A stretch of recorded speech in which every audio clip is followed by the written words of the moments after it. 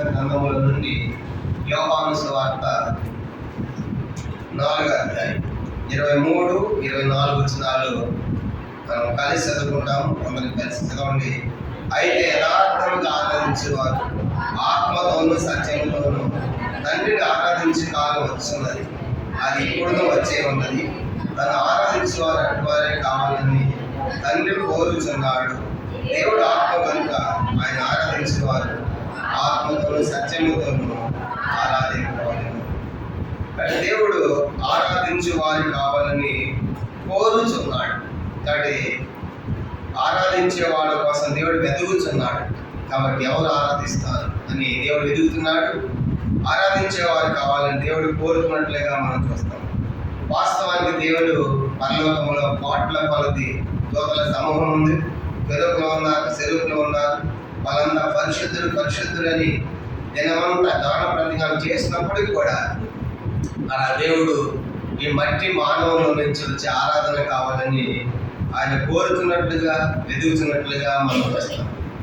కాబట్టి ఈరోజు మనం వెతుకుతున్నాం అనే సంగతి దేవాలయం నుంచి కొన్ని సంగతులు మనం జ్ఞాపకం చేసుకుంటాము. ప్రార్థన. పరలోకమందున్న మా తండ్రి, పరిశుద్ధ దేవ, మీ స్తోత్రాలు. ఉదయకాల సమయంలో తోలి పాటల ద్వారా మీ నామను కనపరచుకున్నందుకై స్తోత్రం. తిరిగి చదువుకున్న వాక్య భాగము దేవుడు ఆత్మ కనుక ఆయన ఆరాధించేవారు ఆత్మతో సత్యముతో ఆరాధింపవాళ్ళు అని రాయబడింది. ధైర్యం మాత్రం ఎంత మాత్రమే కాదు, ఆరాధించేవారు కావాలని, యథార్థముగా సత్యముతో ఆరాధించేవాళ్ళు కావాలని మరి తండ్రి కోరుచున్నాడు, వెతుకుచున్నాడు. కాబట్టి అలా మిమ్మల్ని ఆరాధించడానికి మీలో ఉన్న మరి కొన్ని అద్భుతమైన లక్షణాలు సంగతి మేము జ్ఞాపకం చేసుకున్న వారిపై అది ఆరాధించినట్లుగా ఆత్మకడ దేవుని సిద్ధపరచమని సహాయపడమని వందన స్తోత్రాలు చెల్లిసి మీకు అప్పగించుకోండి. యేసు ప్రభువు వారి పరిశుద్ధమైన నామములో ప్రార్థించి వేడుకొనుచున్నాము తండ్రి. ఆమేన్.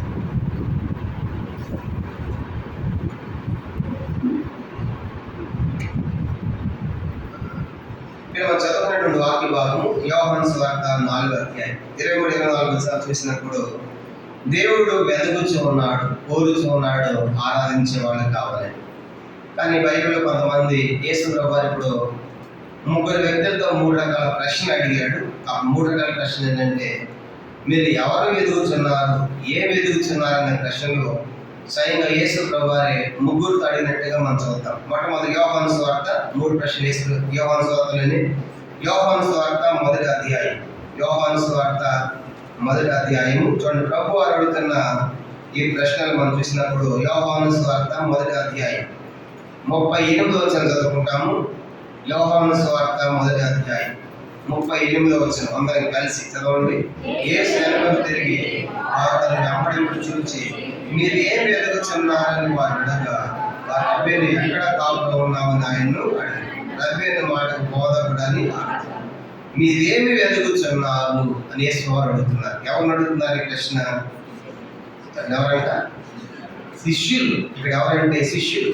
కనుక పైన చూడండి, పైన 35లో మర్నాడు యోహాను అతని శిష్యుల్లో 2 నిలిచి ఉండగా మనం చూస్తాం. తర్వాత 37లో అతను చెప్పిన మాట 2 శిష్యులు యేసుని వెంబడించి.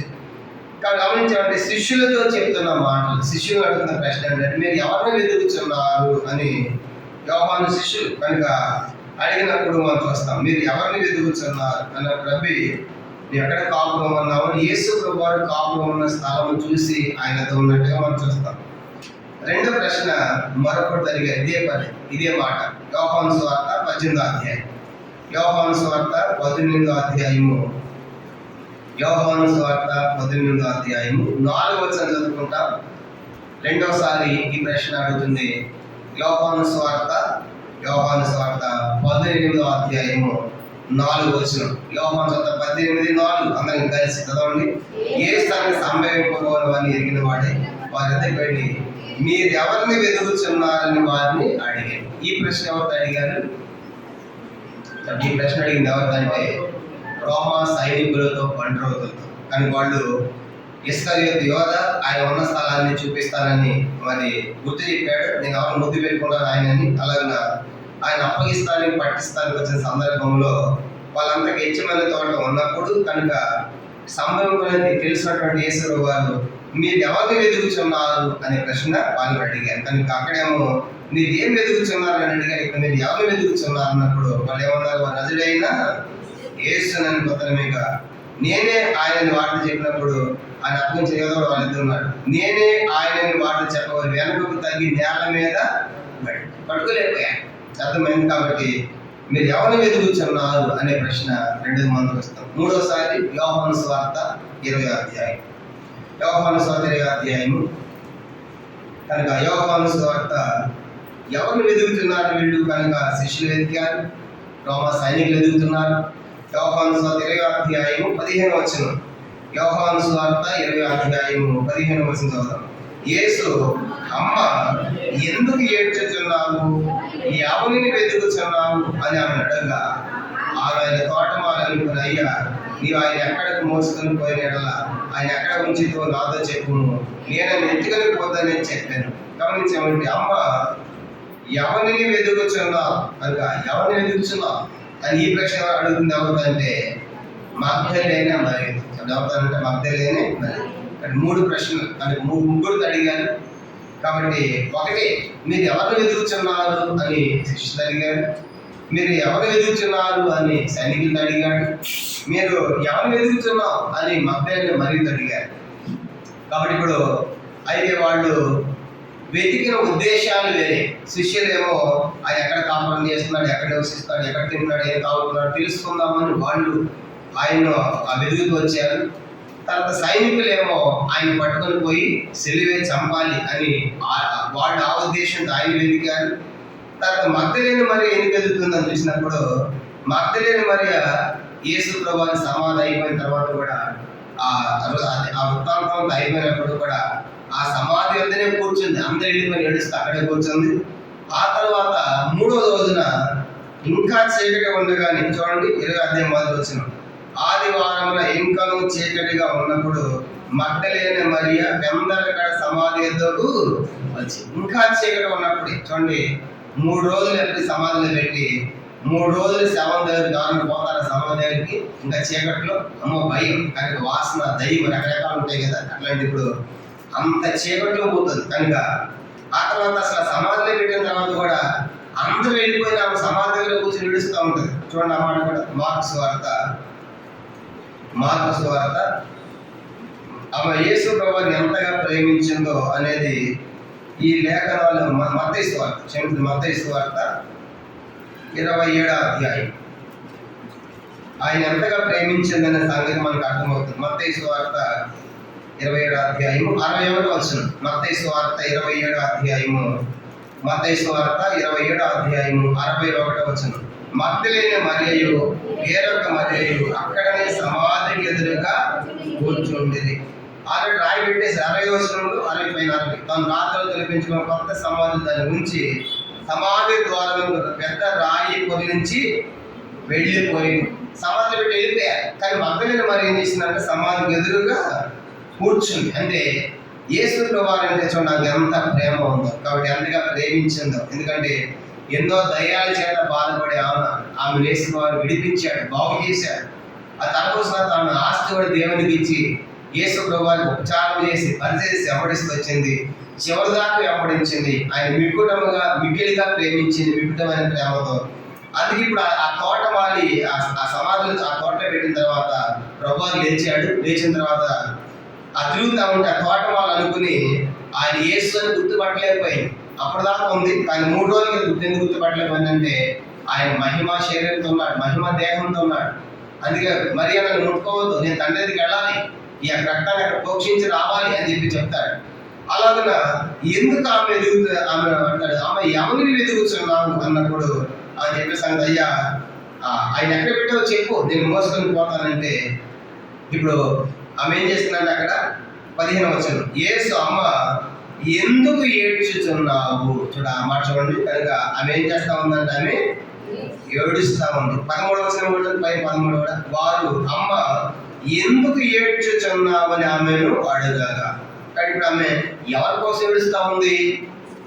ఎవరి కోసం అంటే మగ్దలేని మరియ యేసు ప్రభు వారి కోసం ఏడుస్తా ఉంది. కనుక ఆమె ఏడ్చేది ప్రభు చూశాడు. కానీ ఇప్పుడు ఆమెను ఆ యొక్క ఏడ్చే పరిస్థితి యేసువారు చూసి ఆమె దగ్గరకు వచ్చి, ఎందుకు ఏడ్చుచున్నావు అని అనగానే మగ్దలేన మరియు యేసు ప్రభువులో ఏం కనబడిందంటే ఆయన ప్రేమ కనబడింది. మొట్టమొదటి చెప్పండి, యేసు వారి యొక్క ప్రేమ. ఎప్పుడైతే ఏడుస్తూ ఉంటున్నారో వాళ్ళ ఏడ్చేవారు ఎందుకు ఏడుస్తున్నావు అనగానే చూడండి, ఆ ఏడుపు ఆపేస్తారు. పిల్లలు కూడా ఏడుస్తూ ఉంటే ఎత్తుకోమని ఏం చేస్తారు, ఆపేస్తారు. కానీ వాళ్ళకి ఏదో ఒక ముచ్చట చెప్తా ఉంటే మాట్లాడితే నేర్పేస్తారు. ఇప్పుడు ఏడుస్తూ ఉంటే మగ్దలేన మరియ, అమ్మ ఎందుకు ఏడుస్తున్నావు అనగానే యేసు ప్రభువారిలో ఆమె కనబడింది. ఆమె యేసు వారి తర్వాత తెలుస్తుంది కదా, తెలిసిన తర్వాత ఆమెకు అర్థమైంది, ఆయనలో ప్రేమను చూసింది. యేసు ప్రభువారు ఈయన ప్రేమించేవాడు అనే సంగతి ఆమె ప్రేమించింది ముఖ్యముగా. కనుక సమాధి దాకా వెంబడించడమే కాకుండా సమాధి బయట కూడా గొర్రెలు రాయి పెట్టినందుకు కూడా అక్కడే కూర్చొంది. ఆ తర్వాత సమాధి దగ్గర కూడా చీకటి వచ్చినట్టుగా మనం చూస్తాము.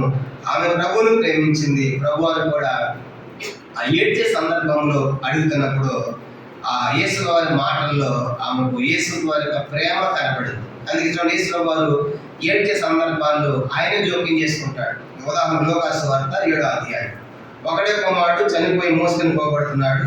అక్కడ కూడా తల్లి ఏడుస్తూ ఉంటే ఆమె సహాయం అడగదు. కానీ యేసు వారి ప్రేమ అన్నమాట. ఆయన ప్రేమ చూడండి, ఏడుస్తూ ఉంటే ఆయన జోక్యం చేసుకుని ఏమన్నాడు, లూకాసు వార్త 7వ అధ్యాయం. లూకాసు వార్త 7వ అధ్యాయం మనం గమనించామంటే 13వ వచనం. లూకాసు వార్త 7వ అధ్యాయం 13వ వచనం. లూకా 7:13. ప్రభు ఆమెను చూచి ఆమె దగ్గరకు పోయి ఆమె ఎందుకు కనికరపడి ఏడవద్దని ఆమెతో చెప్పి దగ్గరకు వచ్చి పాడలు ముట్టగా మోయిచున్న వారి అనగా ఆమె ఏడుస్తా ఉంది.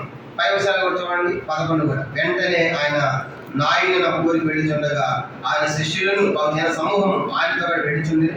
ఆయన ఊరి గౌరి వద్దకు వచ్చినప్పుడు చనిపోయిన అక్కడ వెలుపలికి మోసుకుని పోబడుచున్నాను. అతని తల్లికి అతను అక్కడే కుమారుడు ఆమె ఎదురా. ఆ ఊరి అనేకులు ఆమెతో కూడా ఉండేది. ప్రభు ఆమెను చూసి ఆమె కనికరపడి ఏడవద్దు అని ఆమె చెప్పాడు. కాబట్టి ఆ నాయన ఊరిలో ఒక విధవరాలు, ఒకడే కుమారుడు, భర్త చనిపోయాడు, ఆల్రెడీ కుమారుడు కూడా చనిపోయాడు.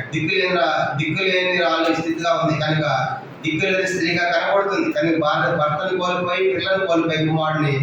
అట్లాంటి పరిస్థితుల్లో ఊరు వాళ్ళంతా ఉన్నప్పుడు కూడా యేసు ప్రభువారి సహాయం కూడా ఆమె అడగలేదు, బాగు చేయమని అడగలేదు, లేవని అడగలేదు. కానీ యేసు ప్రభువారే జోక్యం చేసుకుని ప్రభు ఆమెను చూచి ఆమె కనికరపడి ఏడవద్దు అనగానే ఏడు ఆగిపోయిందా? కానీ ఆగిపోయింది. కారణం ఏంటి? వెంటనే పాటలు ముట్టి లేవనెత్తాడు. ఇప్పుడు యేసు ప్రభువారిలో ఏడవద్దు అనేటువంటి ఆ మాటలో మనకేమర్థమవుతుంది? ఆయన యొక్క ప్రేమ మనకు కనబడుతుంది. కాబట్టి ఈ ఉదయకాలం ఎందుకు ఆరాధించాలంటే ఆ దేవుడు ఆయన ప్రేమ కలిగిన దేవుడు, ప్రేమించే దేవుడు. లోకాన్ని ప్రేమించాడు, కనుక ఆ సంఘాన్ని ప్రేమించాడు, సంఘంలో నిందను వ్యతిరేకంగా ప్రేమించి మన కోసం తన ప్రాణం పెట్టాడు. కాబట్టి ఆ ప్రేమమైన ప్రభువుని ఆయన ప్రేమకు మనం ఏమి ఇవ్వగలం? కాబట్టి ఆయన ప్రేమ శాశ్వతమైనది, నిత్యమైనది, అగాపే ప్రేమ. కనుక అట్లాంటి ప్రేమను ప్రేమించినందుకు తాను ఈ ఉదయకాలం ప్రభువుని మనము ఆరాధించాలి. అందుకే ఆమెతో ఎందుకు ఏడుస్తామని చెప్పాడు. ప్రేమతో కూడా ఏడవద్దు అని చెప్పే మాట మనం చూసినప్పుడు ఆయన ప్రేమ మనకు కనబడుతుంది. తర్వాత మరొక స్థితి వస్తాము. యోహాను సువార్త 8వ అధ్యాయం. యోహాను సువార్త 8వ అధ్యాయం 11వ వచనం కూడా చదువుతాం. ఇంకా యేసు ప్రభువులో మనకి ఏం కనబడుతుంది? ఒకటి, ఆయన ప్రేమ మనకు కనబడుతుంది. ఆయన ప్రేమ మనం అర్థం చేసుకోవచ్చు. రెండవది యోహాను సువార్త 8వ అధ్యాయం. యోహాను సువార్త మనం గమనించామంటే 8వ అధ్యాయము 2వ 11వ వచనం. యోహాను సువార్త 8వ అధ్యాయము 11వ వచనం కూడా అందరం కలిసి చదువుతాం. యోహాను సువార్త 8వ అధ్యాయము 11వ వచనం చూడు. ఆమె లేదు ప్రభువా అని అందుకు నేను నీకు శిక్ష విధింపను, నీ వేడుక పాపము చేయకమని ఆమెతో వచ్చి. ఈ సందర్భం ఏంటంటే పాపాత్మలను ఒక స్త్రీ వ్యభిచారం చేసిన పట్టుబడింది. తీసుకొచ్చి మగవాడు తప్పించుకున్నాడు, ఈమె దొరికింది. ఈమెను పట్టుకొచ్చి ఇప్పుడు చెప్పదు మోషే ధర్మశాస్త్ర ప్రకారం నేనేం చేయ రాళ్ళతో కొట్టాలి కదా, రాళ్ళతో కొట్టమంటామని చెప్పని ప్రభువును శోధిస్తూ ఉన్నారు. కొట్టండి అంటే నీవేం దేవుడు రాళ్ళతో కొట్టమంటున్నావు అంత పట్టుకోవాలని, పట్టొద్దు అంటే మోషే ధర్మశాస్త్రాన్ని అతిక్రమిస్తున్నామని చిక్కులు పెట్టాలని ఆమెను తీసుకొచ్చిన తర్వాత ప్రభు ఉన్నాడు, వచ్చిన వాళ్ళంతా పట్టుకొచ్చిన సమూహం ఉన్నారు. ఆయన వంగి నేల మీద ఏదో రాస్తూ ఉన్నాడు. నేను ఒకరికి అర్థమైపోయింది, నా కథ అంతా రాస్తున్నాడు, నా సంగతం రాస్తున్నాడని కనుక వాళ్ళు రాళ్ళు తీసుకుని వచ్చారు. రాళ్ళు తీసుకొచ్చిన తర్వాత ప్రభు అన్నాడు, మీలో ఎవరు తప్పు లేదో, ఎవడు పాపం చేయలేదో వాడు మొట్టమొదటి ఆమె మీద రాయి వేయవచ్చు అని చెప్పి రాయటం మొదలు పెట్టాడు. కానీ నీతి మంత్రి ఎవరు అన్నాడు? మొదటి రాజు 8:4 ప్రకారం పాపం చేయడం ఒకటి లేడు కదా, అందరూ పాపలే. అట్లాంటిది అందరూ కూడా తీసుకొచ్చిన వాళ్ళు అక్కడే కుప్పలాగా వేసేసి అందరూ వెళ్ళిపోయారు. అందరూ వెళ్ళిపోయిన తర్వాత తల చూసి తీసిన వారికి ఆమె ఒక్కైతే కనపడింది, మిగతా వాళ్ళు ఎవరు లేదు. అప్పుడు అడుగుతున్నాడు 11వ వచనంలో, ఆమె లేదు ప్రభువా. అందుకు యేసు 10వ వచనంలో 10, యేసు తల ఎత్తి చూసి, అమ్మ వారు ఎక్కడ ఉన్నారు, ఎవరు నీకు శిక్ష విధింపలేదా? చూడండి, అసలు అమ్మ అనేటువంటి ఆ మాటలోనే, అమ్మ అనేటువంటి పదమే ప్రేమ, తల్లిని తెలియజేస్తాం. కాబట్టి ఇదే పదము మధ్యాహ్నం మరి కూడా మాట్లాడాడు, అమ్మ ఎందుకు ఎదుగుతున్నాము. అదే పదము ఒక పాపాత్మైన స్త్రీని అమ్మ అని సంబోధిస్తా ఉంటే ఆమె ఒకసారి పంగు తిని ఉండాలి, భయపడిపోయి ఉండాలి. కనుక నేను అమ్మన, కానీ ఎన్ని విచారం, ఎంత పాపం చేశాను, ఇలాంటి అమ్మని పిలుస్తున్నామని ఆ మాటకి ఆ హృదయం పగిలిపోయి ఉండాలి, కరిగిపోయి ఉండాలి. అందుకే అమ్మ వారు ఎక్కడ, వారు ఎవరు శిక్ష విధింపలేదా అన్నప్పుడు ఎవరు లేరు ప్రభు. అయితే నేను కూడా నీకు శిక్ష విధింపను, కానీ వెళ్ళి పాపం చేయవద్దంటే ఇప్పుడు యేసు ప్రభువారిలో ఈమెకి ఏం కనబడింది? క్షమించే దేవుడు అంటే. లేదంట క్షమించే దేవుడు. కాబట్టి రాళ్ళతో కొట్టాలి, చావడాలి. ఇప్పుడు నేను ధర్మశాస్త్ర ప్రకారము రాళ్ళతో సావాల్సిన నాకు యేసు ప్రభువారిలో ఆయనకి ఆమె ఆ స్త్రీకి ఏం కనబడిందంటే ఆయన క్షమించే దేవుడు అని కనపడింది. అందుకే నేను నీకు శిక్ష విధింపను. ఒకవేళ శిక్షిస్తే నేను శిక్షించి విధించాలి. ఎందుకంటే పాపం లేనివాడు నేనే కదా, పాపం లేనివాడు రాయి వేయాలి. అందరు పాపం చేసేవాడు వెనక్కి వెళ్ళిపోయారు, పాపం లేనివాడు నేను ఒక్కడే. కాబట్టి ఇప్పుడు విధిస్తే శిక్ష నేను వేయాలి నీకు, నేను కూడా శిక్ష విధింపాలంటే ఈ స్త్రీకి అర్థమైపోయింది ఆయనలో ఉన్న గొప్ప లక్షణం, ఆయన క్షమించే దేవుడు అని. కాబట్టి ఆయన ఎంతగా క్షమిస్తాడు అంటే మీకా గ్రంథం 7వ అధ్యాయంలో, మీకా గ్రంథం 7వ అధ్యాయం చూడండి, ఆయన క్షమాపణ ఎంత గొప్పదంటే క్షమించే విషయంలో ఆయన లాంటి వాడు లేడు. మీకా గ్రంధం 7వ అధ్యాయం, మీకా గ్రంథం 7వ అధ్యాయం 18వ వచనం, పేజ్ నంబర్ 767.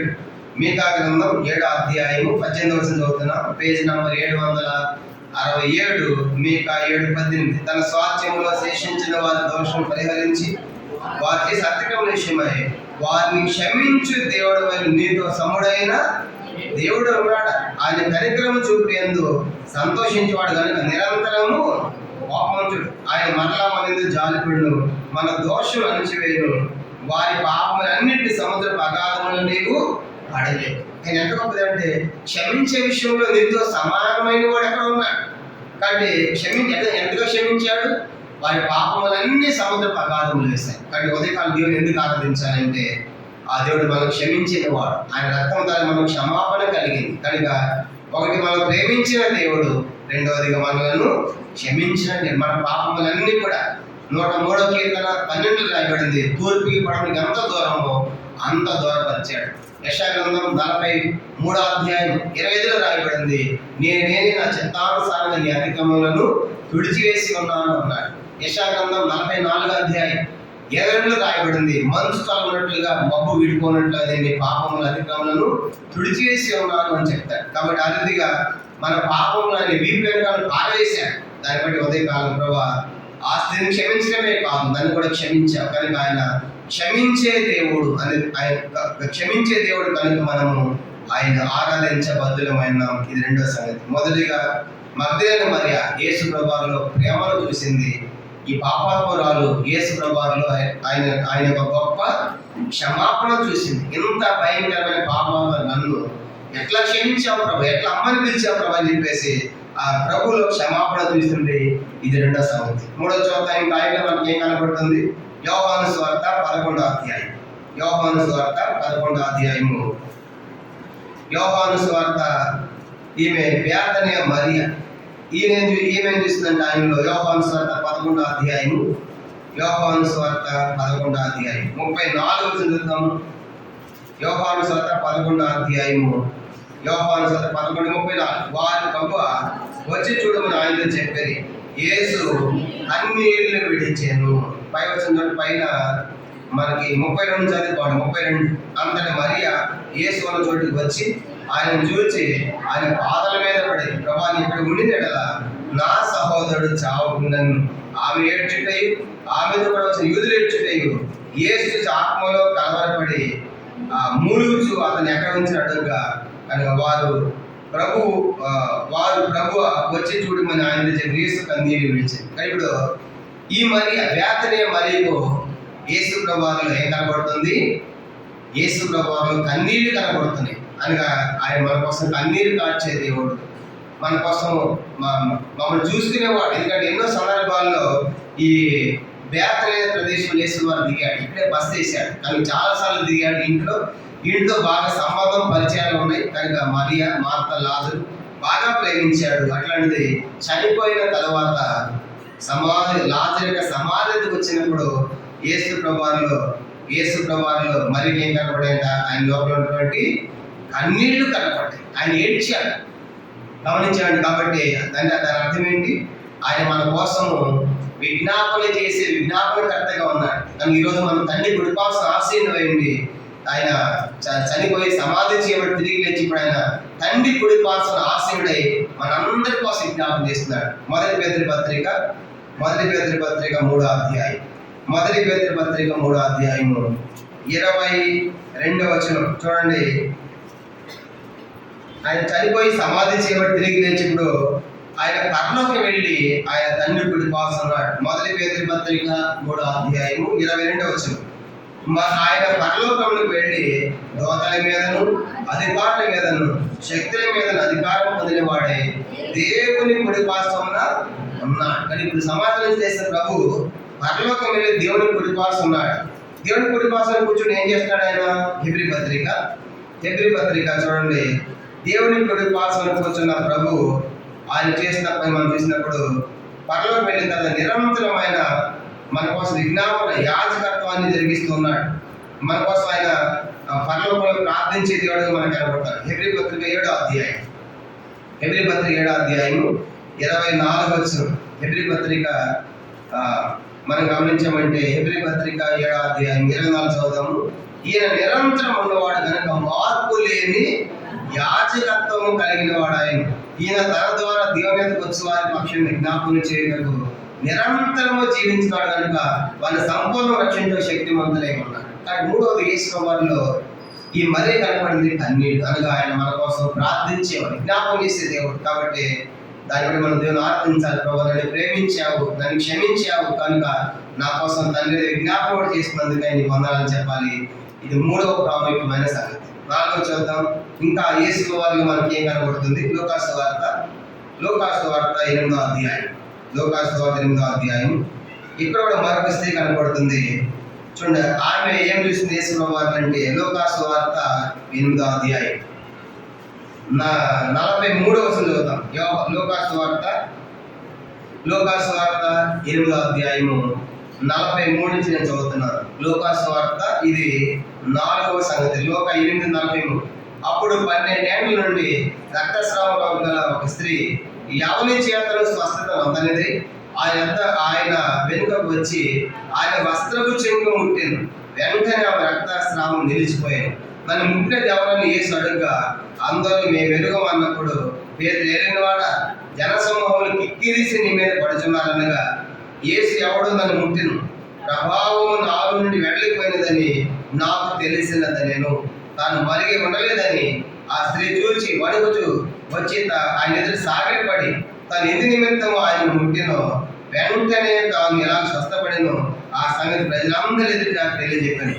అందుకు ఆయన కుమారుని విశ్వాసాన్ని స్వస్థపరిచను, సమాధానం కాదని పొమ్మని ఆమెతో చెప్పారు. గమనించండి, ఇప్పుడు ఈ 12 సంవత్సరాల నుంచి 12 ఏళ్ల నుంచి ఈ రోగంతో బాధపడతా ఉంది కనుక రక్తస్రావంతో. కనుక ఎవరి చేత స్వస్థత పొందలేకపోయింది. ఎన్నో మందులు వాడింది, డాక్టర్ దగ్గరికి వెళ్ళింది, కానీ ఆమె బాగు కాదు. కానీ యేసు వారి యొక్క ఆయన వస్త్రపు చెంగును మాత్రం ముడితే ఆమె రక్తస్రావము నిలిచిపోయింది. అప్పుడు ఈమెకేం అర్థమైంది చెప్పండి? ఆయన ఏమని అర్థమైంది? యేసు వారు ఏమని అర్థమైంది ఈ స్త్రీకి?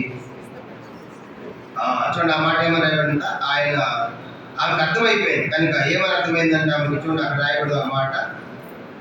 46 వచనం. యేసు ఎవడు నన్ను ముట్టెను, ప్రభావము నాలో నుండి వెళ్ళిపోయినాయి. ప్రభావం అంటే ఇంకో మూల భాషలో మహిమ అని రాయబడింది కనుక నా మహిమ వెళ్ళిపోయి కనుక అదే ఆయన మహిమ కలిగిన వాడు అర్థమైపోయింది. అది ఎంత డాక్టర్ జరిగి కానీ ఇన్ని మందులు వాడు ఎంత ట్రీట్మెంట్ అయిపోయింది, ఎవరు నన్ను బాగు చేయలేకపోయాడు. అది ఒక్కసారి ఈశ్వరం ముట్టగానే నా రక్త ధార కట్టింది, రక్త స్రావం నిలిచిపోయింది. కాబట్టి ఈయన మహిమ కలిగిన దేవుడు అని గుర్తించింది. కాబట్టి ఈయన ప్రభావం కలిగిన దేవుడు కనుక అందుకే ఆయన మహిమ ఘనత ప్రభావం పొంద అర్హుడైన దేవుడిగా మనం చూస్తాం. కాబట్టి ఈ 12 ఏళ్ళ రక్తస్రావం గల స్త్రీ యేసు ప్రభువారు ఆమె దగ్గరికి వెళ్ళి అమ్మ యేసు ప్రభువారు ఎవరు అంటే ఆమె ఏమంటుందంటే ఆయన మహిమ కలిగిన దేవుడు. కాబట్టి ఆయన మహిమను చూపించాడు కనుక ఆయన మహిమతో నాకున్న జబ్బంతా నయం చేశాడు. కాబట్టి ఆయన మహిమ కలిగిన దేవుడు. ఎంతోమంది డాక్టర్లు వైద్యులు వెళ్ళారు, ఎన్నో మందులు వాడాలి కానీ ఎవరు స్వస్థపరచలేకపోయాడు.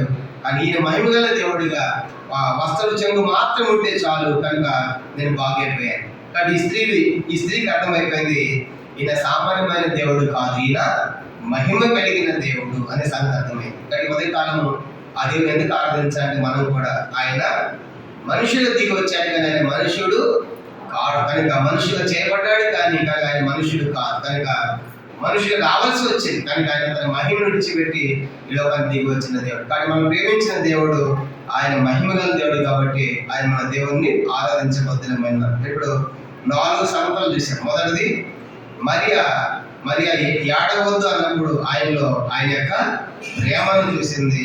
తర్వాత పాపాత్మురాలు కానీ నేను కూడా శిక్షించును అన్నప్పుడు ఏం చూసింది, ఆయనలో క్షమించే దేవుడు చూసింది. తర్వాత మరియా యేసు ప్రభువు లాజరు సమాధి వద్ద యేసు ప్రభువు కన్యడు చూసింది.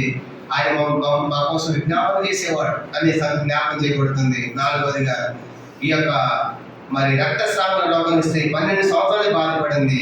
ఇప్పుడు ఏమంటే నువ్వేం చూసాం వేసినవారంటే ఆయన మహిమ గల దేవుడు అని చూశానని చెప్తుంది. అక్కడ 5వది లూకాసు వార్త 23వ అధ్యాయం చూడండి. లూకాసు వార్త 23వ అధ్యాయం. లూకాసు వార్త 23వ అధ్యాయం. వీళ్ళంతా కూడా దేవుని కార్యాలు చూసిన వాడు. లూకాసు వార్త 23వ అధ్యాయం 34 చదువుతాము. లూకాసు వార్త 24వ అధ్యాయము. లూకాసు వార్త 24వ అధ్యాయం 34 చదువుతాం. 34 యేసు తండ్రి వీరేమి చేయించున్నారు ఎదుగు కనుక వీరిని క్షమించమని చెప్పాను. వారు ఆయన వస్త్రములు పంచుకొట్టకై చీట్లు వేసిరి. తర్వాత మరొక మాట చూద్దాము. 42వ వచనం. 42 ఆయన చూసి యేసు నీవు నీ రాజ్యంలోకి వచ్చినప్పుడు దాన్ని జ్ఞాపకం చేసుకున్నామని 43 అందుకు ఆయన వారితో నేడు నీవు నాతో కూడా పరదేశంలో ఉండు నిశ్చయముగా నీతో చెప్పుచున్నాను. ఇప్పుడు శిలువ మీద యేసు ప్రభువారితో కూడా 2 దొంగలు వేలాడుతాడు. కుడి వైపు ఒకడు ఎడవైపు ఒకడు. 2 వేలాడుతున్నప్పుడు ఒకడేమో నువ్వేం దేవుడు అయ్యా నేను రక్షించు మమ్మల్ని రక్షించుతానని మాట్లాడాడు. మరొకటి మనం గద్దించి ఇది మనకు న్యాయమే, మనకు సరిపోయిందే కానీ ఆయన ఏ తప్పు లేదని ఆయన మాట్లాడుతూ వచ్చినప్పుడు చివరికి యేసు ఆయన ఒక రాజ్యం గుర్తించాడు. ఆ దొంగ నీ రాజ్యం జ్ఞాపకం చేసుకోవాలన్నప్పుడు వెంటనే ప్రభు అన్నాడు కదా నేడే నువ్వు నాతో కూడా పరదేశంలో ముందు అన్నాడు. ఇప్పుడు ఈ దొంగను అడిగి యేసు ప్రభువులో నీకు ఏం కనపడింది అంటే ఆయన 2 సంగతులు చెప్తాడు. ఒకటి నన్ను క్షమించాడు, ఇందులో అప్పుడుదాకా నేను దొంగతనం చేశాను. దొంగలు దేవుడు వారసులు కాదు. ఇట్లాంటి దొంగ నన్ను క్షమించాడు. క్షమించడమే కాదు నాకేమించాడు ఆయన పరదేశం, నువ్వు నాతో కూడా ఉంటావు అంటే నిజంగా దేవుని యొక్క రాజ్య నివాస అయిపోయాడు దొంగ. కాబట్టి దొంగ దగ్గరికి వెళ్ళి యేసు ప్రభువుని నువ్వేం చూసావంట దొంగ అంటాడు. ఆయన మిక్కుటముగా క్షమించేవాడు, నా దొంగతనాన్ని క్షమించాడు. క్షమించడమే కాదు యేసు నీ రాజ్యం రావాలని ఆశపడినప్పుడు వెంటనే నాతో పరదేశంలో ఉంటామని చెప్పాడంటే అర్థం ఏంటంటే దేవుని యొక్క రాజ్య నివాసిగా నన్ను చేశాడు అంటాడు. అందుకు పలస్తి పత్రిక 1వ అధ్యాయం ఆ మాట చదువుకుని మనం ముగిద్దాం. పలస్తీన్ రాసిన పత్రిక 1వ అధ్యాయం చూడండి 13-14 వచనాలు. కరెక్ట్గా ఈ 2 సంగతులు కూడా ఈ దొంగకు అప్పలే అవుతాయి. దొంగకి కాదు మనకు కూడా. పలస్తీన్ పత్రిక 1వ అధ్యాయం 13-14 వచనాలు చదువుకుంటాం. పలస్తీన్ 1:13 ఆయన మనలను అంధకార సంబంధమైన అధికారముల నుండి విడుదల చేసి తాను ప్రేమించిన తన కుమారు యొక్క రాజ్య నివాసులుగా చేశాను. ఆ కుమారుని మన విమోచనము అనగా పాప క్షమాపణ కలుగుతున్నది. దేవుడు మనల్ని అంధకార అధికారంలో విడుదల చేసి, పాపం విడుదల చేసి, తను ప్రేమించిన తన కుమారుడు రాజ్య నివాసులుగా చేసి. కానీ ఇప్పుడు దొంగ క్షమించబడటమే కాదు, పాపం క్షమించబడటమే కాదు, అంధకార సంబంధమైన దాన్ని విడిపించబడటమే కాదు, ఇప్పుడు ఆ దొంగ నేడు నువ్వు నాతో ఉంటావంటే పరదేశికి వెళ్ళిపోయాడు.